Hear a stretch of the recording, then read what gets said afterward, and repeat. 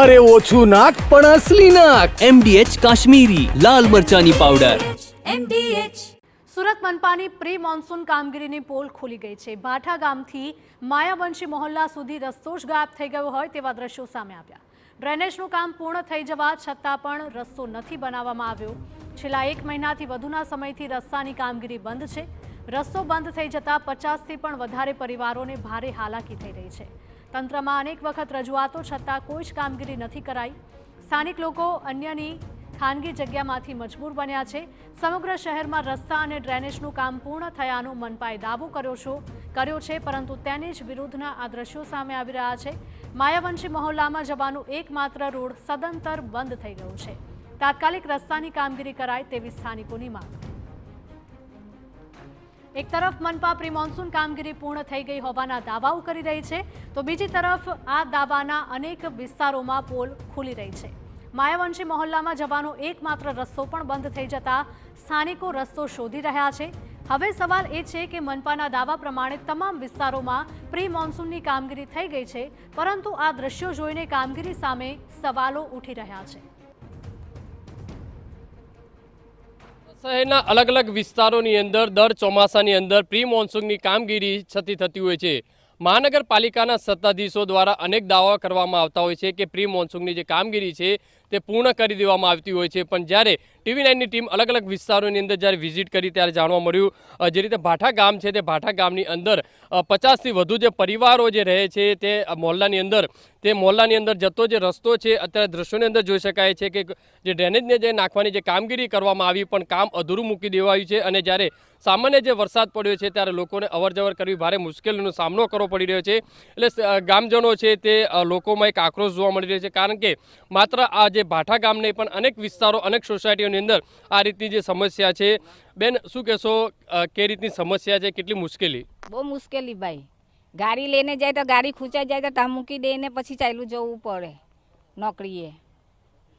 હવે છોકરાઓની સ્કૂલ ચાલુ થઈ એટલે અમને વધારે ચિંતા થાય છે। હવે ઇમરજન્સીમાં કોઈ માંડું પડ્યું તો કેવી રીતે જવું?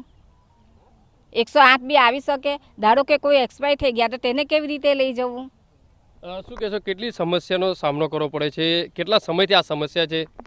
3 મહિનાથી આવી સમસ્યા છે। અમને કોલેજ સ્કૂલે જવાની પણ આપદા પડે, જોબ પર જવાની આપદા પડે। અમારે ગાડી બીજાના બાંડે મૂકીને જવું પડે, ગાડી અંદર ફસી જાય છે તો બીજાના બાંડે અમે ગાડી મૂકીએ તો અમારી ગાડીને કંઈ નુકસાન થાય એની જવાબદારી પણ કોણ લે?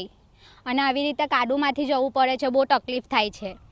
જે રીતે ગામજનો જે આક્ષેપ કરી રહ્યા છે, કેટલી રજૂઆત કરી છે છતાં પણ આ નિકાલ નથી આવતો। કોન્ટ્રાક્ટરો શું કરી રહ્યા છે, સ્થાનિક કોર્પોરેટરો છે, આગેવાનો શું કરી રહ્યા છે? અમે ઘણીવાર SMCમાં રજૂઆત કરી, રૂબરૂ સાહેબો સાથે વાત બી કરી, પણ એ લોકો ફક્ત ને ફક્ત અમને આશ્વાસન આપે છે, એવું કહે છે કે આ રોડ ઉપર JCB ચાલતું નથી, ખૂંચી જાય છે રોડ। પણ જ્યારે એકદમ સૂકું હતું ત્યારે અમે વારી ઘડી ઓનલાઈન અરજી બી કરી છે, છતાં એ લોકો અમને કોઈ જવાબ આપ્યો નથી। અને જ્યારે લીલું હતું ત્યાં એ લોકો આવ્યા અને 2-4 ફોટા એ લોકોએ પાડી લીધા છે કે આ JCB અહીંયા ખૂંચાઈ જાય છે, એટલે હવે અમે કામગીરી કરી શકીએ એમ નથી। પણ જ્યાં સૂકું હતું ને અમે વારંવાર એ લોકોને ભાઈ બાબા કર્યા કે ભાઈ તમે આવો, અહીંયા કામ પટાવો, અમને સ્કૂલે જવાનું તકલીફ પડશે, બાળકોને બધી રીતની તકલીફ છે, છતાં એ લોકો કોઈ સાંભળવા તૈયાર નથી। એ લોકોએ બસ એક જ જવાબ છે કે કરીએ। જે રીતે અનેક પરિવાર જે અત્યારે મુશ્કેલીમાં મુકાયું છે, કારણ કે હવે સ્કૂલો જે ખુલવા જઈ રહી છે ત્યારે બાળકોને કઈ રીતે મૂકવામાં આવશે? કેટલી અવર જવર કરવામાં મુશ્કેલી? મહાનગરપાલિકાના અધિકારીઓ અહીંયા આવે છે કે નહીં?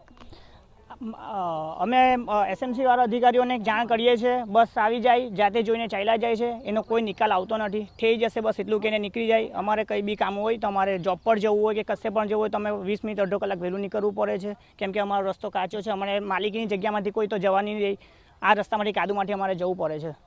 જે રીતે દ્રશ્યોની અંદર જોઈ શકાય છે કે કેટલી સમસ્યા છે અહીંયા આ દ્રશ્યો ઉપરથી જ કહી શકાય છે। નાના બાળકો સાથે અહીંથી અવર જવર ભારે કરવી મુશ્કેલ છે, કારણ કે ગાડી છે, 2 વ્હીલર છે તો અહીંયા ચાલી શકે તેમ નથી, છતાં પણ લોકો છે મજબૂરીની અંદર આ રોડ ઉપર ચાલવા મજબૂર છે। ત્યારે જોવાનું કે મહાનગરપાલિકા દ્વારા હવે આ સમસ્યાનો નિકાલ ક્યારે લાવશે, કારણ કે અલગ અલગ જે સમિતિના જે ચેરમેનો છે અનેક દાવા કર્યા છે। મહાનગરપાલિકાના મેયર દ્વારા પણ દાવા કરવામાં આવ્યા છે કે પ્રી મોન્સૂનની જે કામગીરી છે મોટા ભાગની પૂર્ણ કરવામાં આવી છે, પણ આ દ્રશ્યો જ બતાવે છે કે મહાનગરપાલિકા દ્વારા પ્રી મોન્સૂનની જે કામગીરી છે તે કેટલી ઝડપી અને કેટલી સારી રીતે કરી છે તે આ દ્રશ્યો જ કહી રહ્યા છે। કેમેરામેન સંજય ચંડલ સાથે બલદેવ સુથાર, TV9 સુરત। MDH ચણા મસાલા। હવે છોલા હોય કે ચોળા, સફેદ ચણા હોય કે કાળા ચણા, બધું મજેદાર બનશે.